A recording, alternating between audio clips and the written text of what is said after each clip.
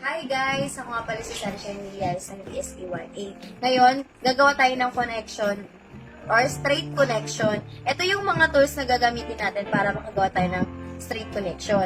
Una, ang LAN tester, crimping tools, RJ45, or registered jacket 45.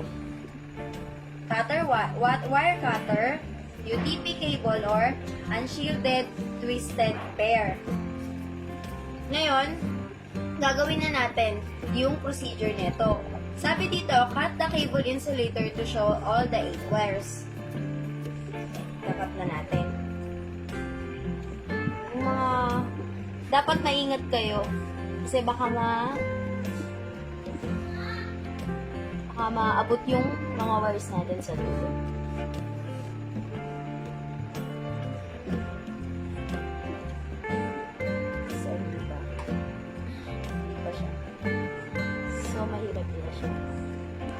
So, ito na. Next, strip of the insulator. Yan, separate. Separate all the 8 wires. Kailangan, ma-separate natin yan. Maayos natin. Next process is, position all 8 wires according to its assigned pin. First, white, orange, white, green, blue,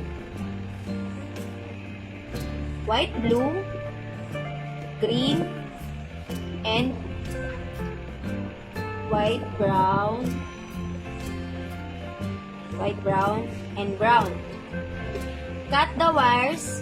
Make sure that the cuts is even. Kailangan pantay siya. Ano magpantay?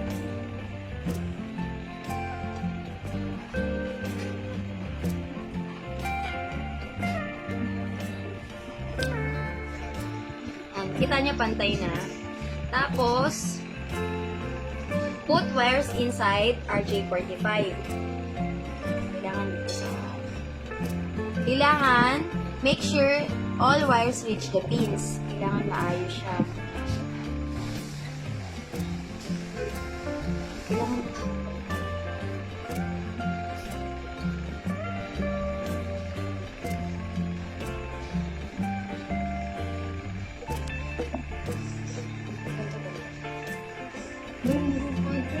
Natin yung pin natin sa RJ45.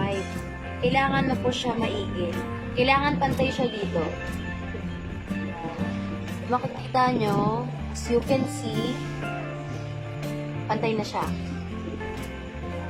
After, kailangan alalay kayo dito kasi baka hindi maabot dun sa gold pin. Tapos kailangan alalay lang talaga. Tapos, ipipress nyo siya.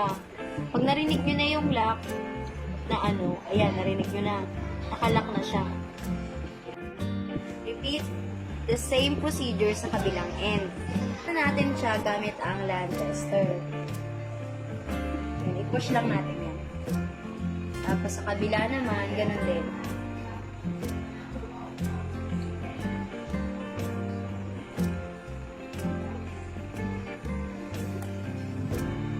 Kailangan umilaw silang lahat para makita ang tama talaga ang ginawa natin. Nakita nyo? Lahat yan umilaw. Yan ang tinatawag ng straight connection.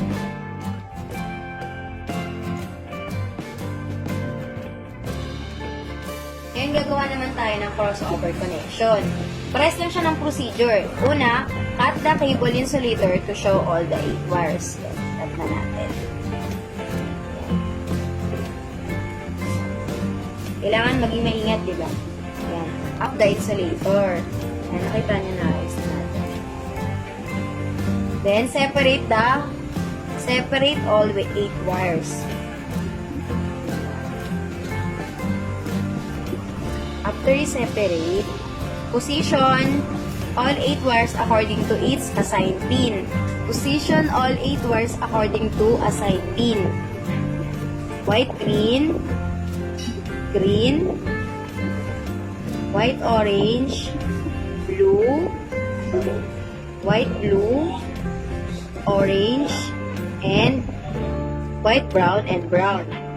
Cut the wire and make sure that the cut is even.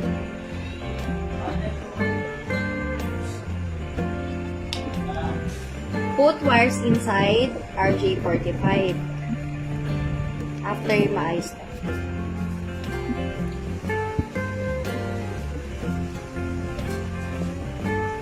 Make sure all wires reach the pins. Natin mapantay. Yan, as you can see, napantay na natin. Then, clip na natin, ilalak na natin siya.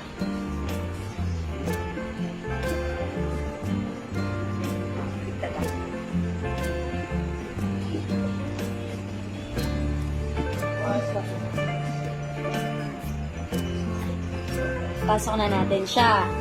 Yan, kailangan dahan-dahan, di ba?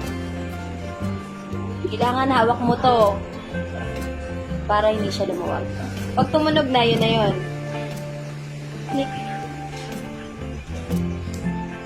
And, uulitin nyo lang yung unang procedure para sa straight through. After, gamitin natin, ipapasok na natin siya sa land tester.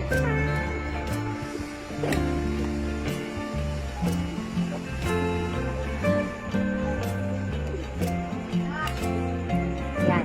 Yan ang crossover connection. Nakita nyo?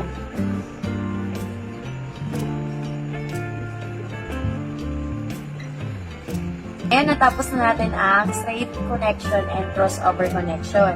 Maraming salamat po.